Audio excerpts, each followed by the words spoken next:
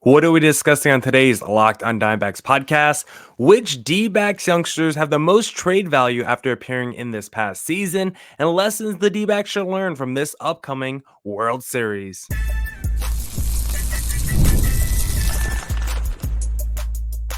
You are Locked on Diamondbacks, your daily Arizona Diamondbacks podcast, part of the Locked on Podcast Network, your team every day. Welcome into the Locked on Diamondbacks podcast, part of the Locked on Podcast Network, your team every day.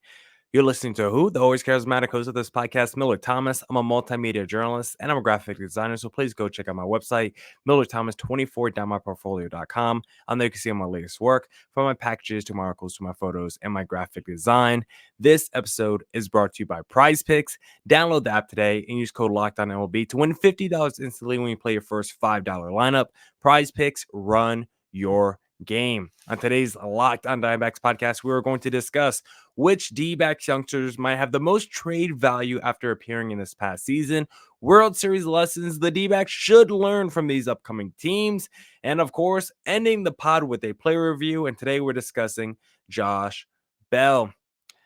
Thank you for making Locked on Diamondbacks your first listen every day. I would not be able to do this podcast without you, my loyal listeners, sharing, subscribing, reviewing, doing all that so I could do this podcast for you. Thank you. It's free. It's available on all platforms, so please continue to tell your friends. And one of those platforms is YouTube. Please hit subscribe to Locked on Diamondbacks on YouTube. And now let's get into the podcast. All right. Let's lock into the Locked on Diamondbacks podcast and let's discuss youngsters that appeared for the D-backs this past season that maybe the D-backs should consider moving in a deal. These are young players on the D-backs, still arbitration eligible, no one really long-term contract or locked up, anything like that.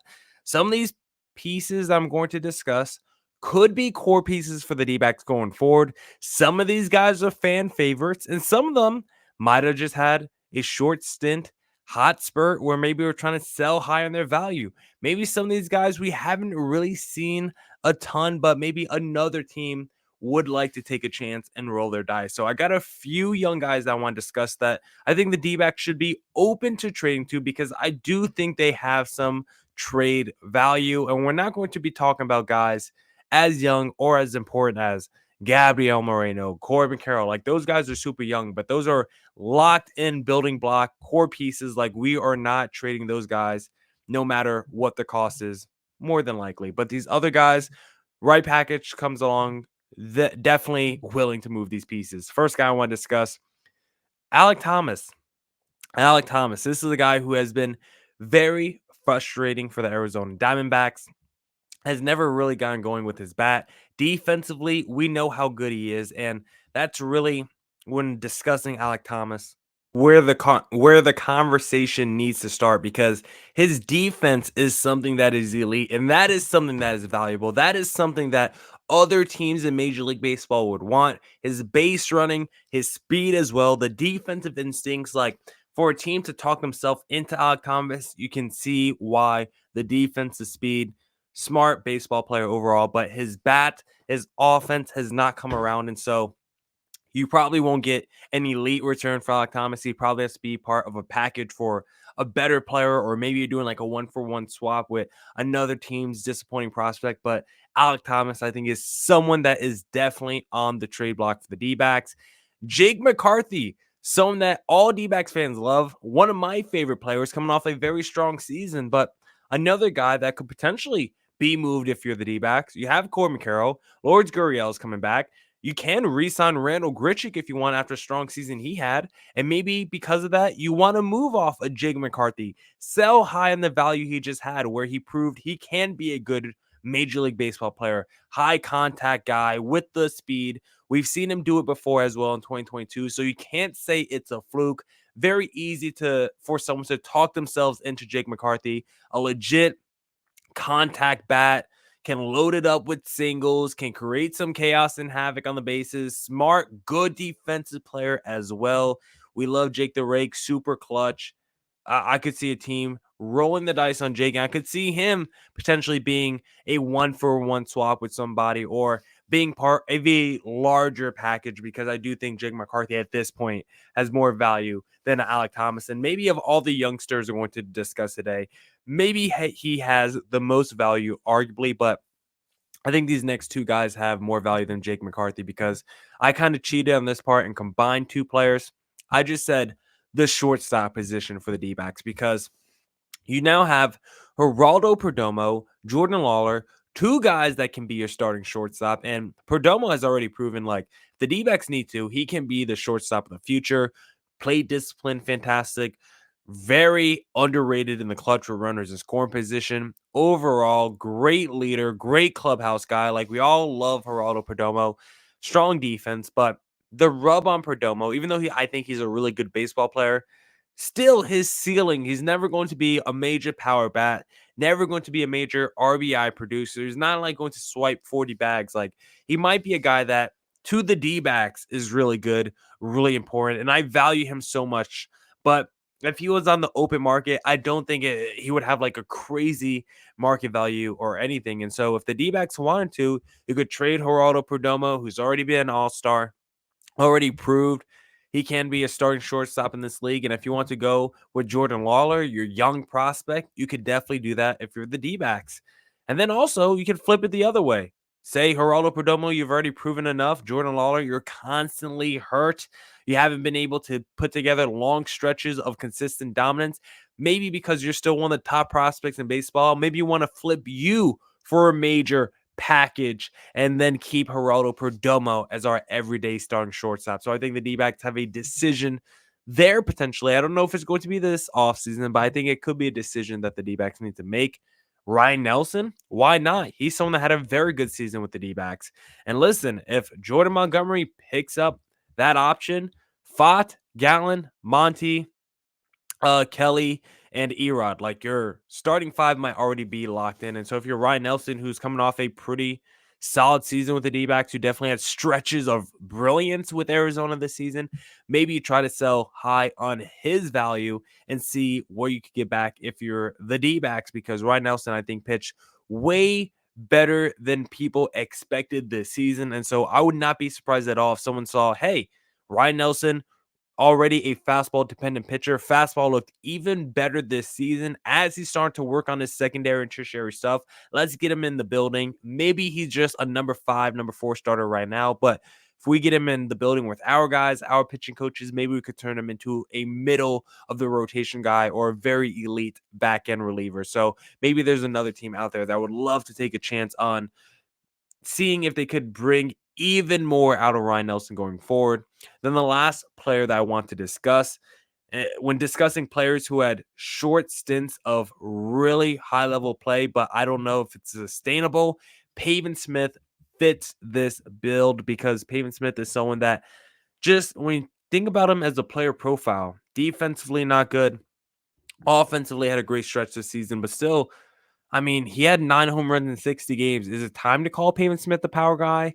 Slash line was insane. He displayed power this season, but the rub on him was always he can't play anywhere defensively, and he has absolutely no power with his bat.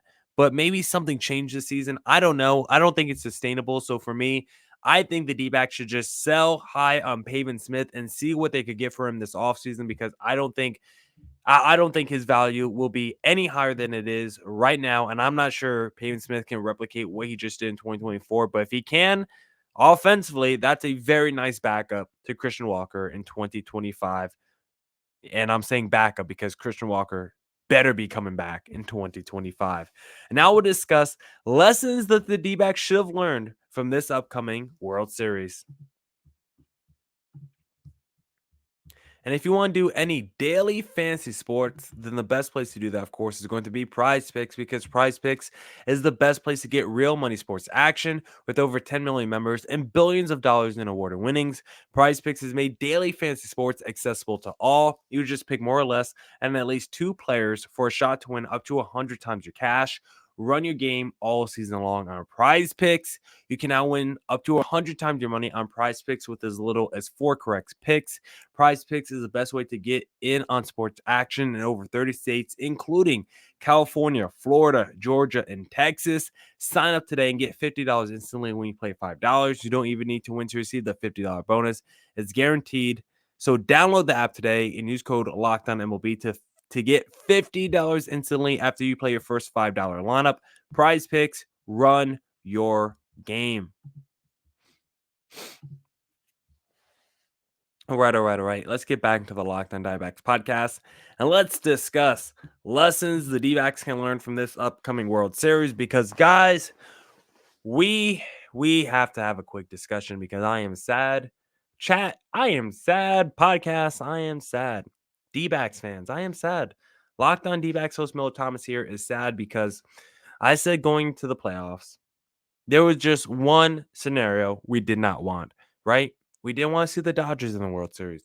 We didn't want to see the Yankees in the World Series. And entering the postseason, I felt good about that not happening. You had the Phillies in the National League, who we knew were an elite home ball club. I thought they would play great at Citizens Bank Park.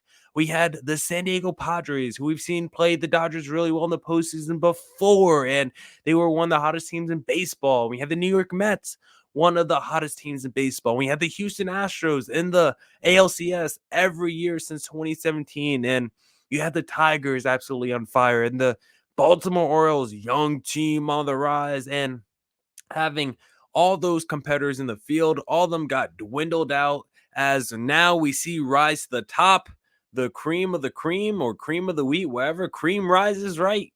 Dodgers versus New York Yankees. And the reason I am sad, guys, because this is the one scenario I did not want to see. And as we got closer to the championship series, I was scared that this scenario was more and more likely going to happen because, to be honest, once you got to the divisional series, yes, in the National League, it was more up in the air, but in the American League, I was like, it's the Yankees and then 3 teams who were no better than a divisional series anyway. And somehow one of those teams is going to be in the ALCS. It is a cakewalk for the Yankees to get to the World Series. I kind of look at it like the Boston Celtics getting to the World Series or getting to the NBA Finals this past year with their easy path to the finals, where I think the Yankees kind of had the same thing. Yes, they were talented. Yes, they played great, but they also had themselves a very easy path to the finals, to the World Series. And so I kind of knew it was going to go that way after we saw the divisional series and then the championship series. And now we see the Yankees in the World Series. So going to the National League, we really, really needed those other teams to step up to the plate. And unfortunately, they were not able to do that. The San Diego Padres, I thought were going to be better. They were not. I was wrong on them. I was wrong on the Philadelphia Phillies. The New York Mets did about as much as they could do. And I got to give credit to the Mets. They did better than I even thought, went way further than I expected. Major props to that organization with how they were able to turn around their season. But at the end of the day, Dodgers Yankees is not something that I want to see. But to make it to a broader, bigger point, because I shouldn't make it all about me, this is something that baseball needed. And this is something that might honestly revolutionize the game. Maybe that sounds too crazy. Maybe that's like too much right now in the moment. But when you think about Dodgers versus Yankees, you're getting the 2 biggest markets on the 2 biggest coasts. You're getting them at the peak of their powers. You're getting the LA Dodgers with Mookie Betts, future Hall of Famer, Freddie Freeman, future Hall of Famer. And also, might I add, maybe the greatest baseball player we ever seen in Shohei Ohtani on one side, this LA Dodgers organization who has been kind of all around the World Series the last few years, and kind of, a lot of teams and a lot of fan bases, I'll say more specifically than teams, a lot of fan bases don't really respect that World Series ring from the 2020 Dodgers championship, right? We all say the Dodgers were a great team, but they haven't really been able to get over the hump. And the only year they were able to get over the hump was the 2020 World Series, which we all kind of don't have a ton of respect for. And so now the Dodgers get a chance to have that redemption and really capitalize on everything that they've done the last few years, right? This is the culmination of everything in the last few years, being able to plan well enough to get Shohei Ohtani. Now you're in this moment where you can deliver a World Series for your fans. Then if you're the New York Yankees, you got Aaron Judge, you got Juan Soto, you got Giancarlo Stanton, you got the three Bronx Bombers, maybe the three biggest power bats in the sport outside of Shohei Ohtani and a few other guys. You guys are crushing it. You got the Yankees who haven't been back to the World Series since '09, a fan base that has been starving championship or bust mentality for so long. Both of those fan bases, despite their teams being big markets in the mix every single year, both of those fan bases in their own minds feel absolutely tortured. And so to see those two teams now going against each other in the World Series, I mean, absolutely critical for baseball, especially at a point where it just feels like the sport is in a pivotal spot where they could either take off or go in the opposite direction, right? Because with all the new rules that we've seen the last few years with the pitching clock and the bases, and we've now seen games become shorter, and we've seen the offense go up. Like baseball's in a sport right now where they could really capitalize and maybe get back some of the market and the audience that they used to have back in the day, because it seems like the audience of the game has gotten so much older the last few years. And right now, I think baseball is in a spot where they could kind of recapture the imagination of America. You got the two best teams, the two most well-known teams. I love the D-backs, but this is not Arizona in the World Series. This is the Dodgers. This is the Yankees. Even if you don't watch baseball, you have some sort of affiliation with each of these teams. And so no matter who you're rooting for, everyone I think has some sort of interest in this World Series, from your friend's grandma to the mailman. Like everyone is going to be interested in this World Series. And I think having the two best teams on the biggest stage with the most stars, I think this was critical for Major League Baseball. And when looking at these two teams, I think the biggest lesson that the D-backs can learn from this World Series, if I do need to say that there's one lesson that the D-backs can learn, uh, sometimes you need your stars to play like stars. And I think that's the biggest thing that I've seen from this past postseason. When looking at the AL NLCS, you look at the Dodgers, Mookie was incredible, Otani was incredible, Freddie was really good. You look at the Mets, Lindor, Pete Alonso, they made some of the biggest plays all postseason for their team. Yankees, Judge, Stanton, Soto, right? You look at the Guardians. Why didn't they beat the Yankees? Well, their best player, their star, Emmanuel Clase, was really bad in the ALCS. And so for the D-backs next season, yes, you have the number one offense, but Corbin Carroll didn't play like a star this past year. Your pitchers, Monty, Erod, even a Gallon, I don't think pitch like stars this past season. So for the D-backs, the major lesson that I have from watching these two teams, sometimes you need your stars to play like stars for your team to be successful. And now I want to discuss Josh Bell and the 2024 season he just had with the Arizona Diamondbacks in segment number 3. But hey, if you want to place a wager down on which team is going to win the World Series, and the best place to do that, of course, is going to be FanDuel, because, hey, NFL fans, you can start the season with a big return on FanDuel, America's number one sports book. So when you get a hunch in the middle of the game, you can check out the latest stats, view live play-by-play, and so much more on the same page where you place your bets. You'll get started with $200 in bonus bets guaranteed when you place your first $5 bet. That's FanDuel.com. My favorite thing to do on FanDuel is the same game parlay. Give me Saints money line, Kamara over on rushing yards, and give me Mason Tipton over on touchdowns. When that 3-leg hits, it brings a big smile to my face. If you want a big smile on your face, just visit FanDuel.com to get $200 in bonus bets guaranteed when you place your first $5 bet. FanDuel, America's number one sportsbook.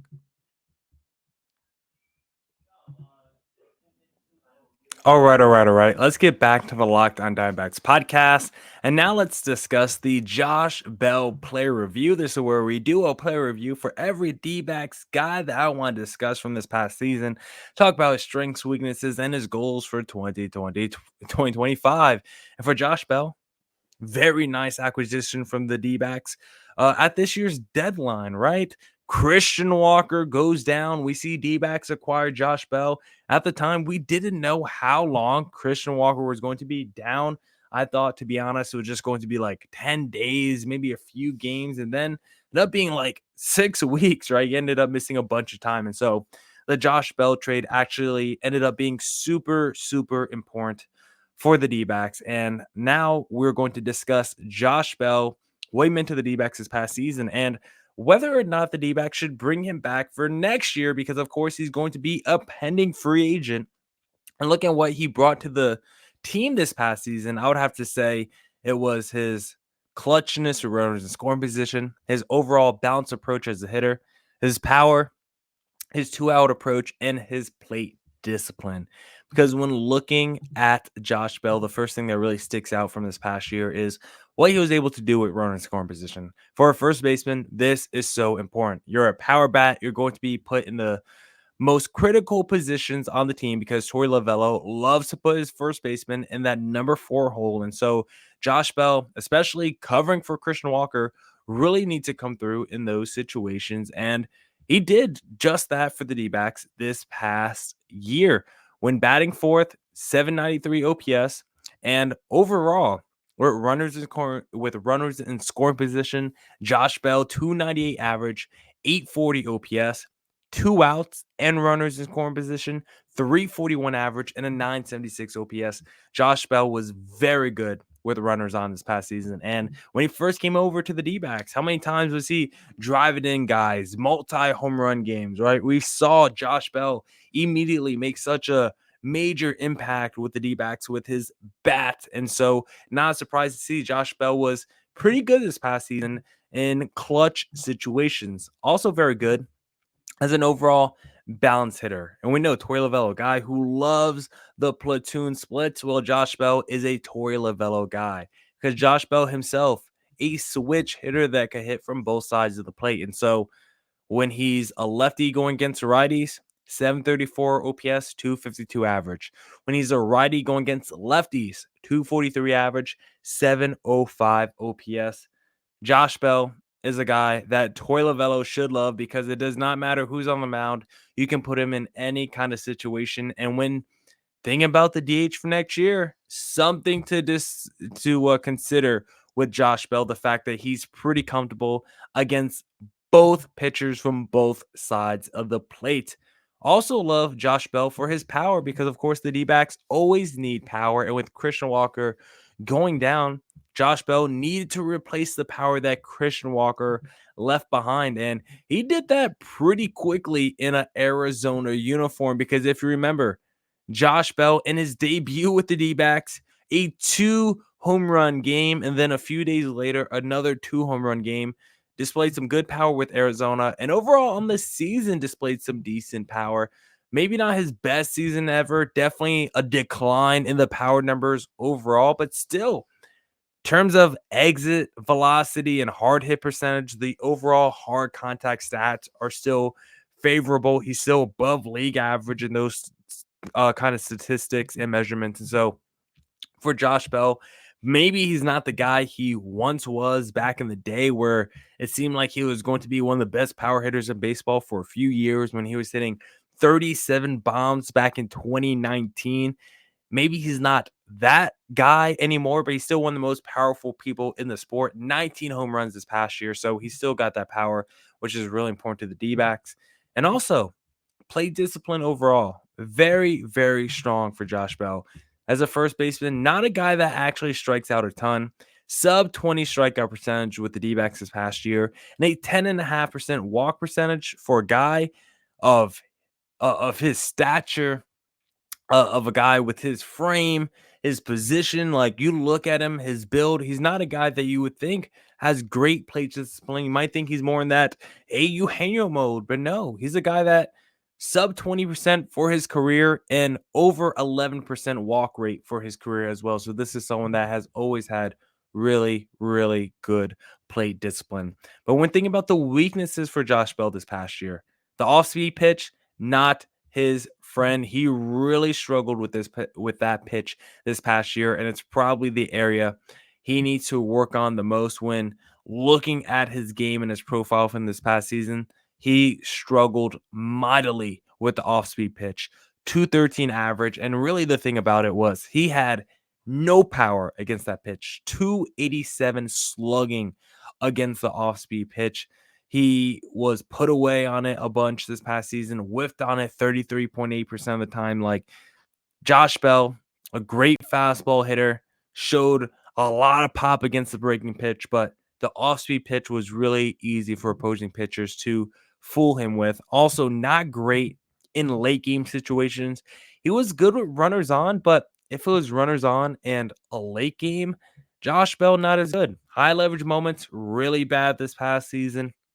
You look at situations when the game was considered late and close. Josh Bell also not very good in those situations. Just he could have been better in clutch situations with runners on, he was good, but late game clutch situations, he was just not good enough. And so that's an area Josh Bell could definitely be better. And I think overall quality contact, he might have hard contact, but I don't think Josh Bell has quality contact. And that's something that could be better in his approach as well. And so when thinking about Josh Bell in his 2025 season, the pending free agent he is, do I want him to come back? I wouldn't mind it. I don't want to break the bell for Josh Bell. I don't want to break the bank for Josh Bell. If it's a few million dollars, I think I'd be fine with it, right? If he can be a backup to Christian Walker, switch hitter that can play some decent defense and provide some pop and also DH for a little bit, especially if Jock Peterson and Randall Grichuk falls through, then I like in that mode. Cheap backup, first base, DH, I think I like it. But if you're telling me he's going to be our everyday first baseman with Christian Walker gone, I'm not a fan. And if he's just looking for too much money, I'm also not a fan of that. So very specific need, I think, for Josh Bell, which is a backup role. But if he wants something a little bit more than that, then I'm probably going to say adios to the man. Now that's it for this edition of the Locked On Diamondbacks podcast. Come back tomorrow for more Diamondbacks news coverage and insight. And as always, stay safe, stay healthy. Deuces.